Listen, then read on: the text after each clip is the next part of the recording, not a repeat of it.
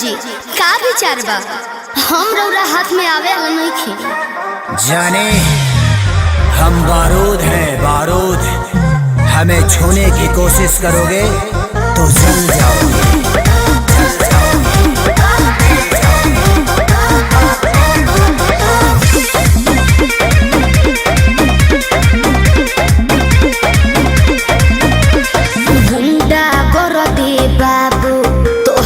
चले नहीं अच्छा मिली ना ऊंची झवा जौन तोहरा चाहे देवे के अरे सीधे सीधे मनबू की सीधे सीधे मनबू की गोली चलवैबू हो नाच के मलकिनी जी कहाँ नाच के जइबू हो कहियो ना कहियो जा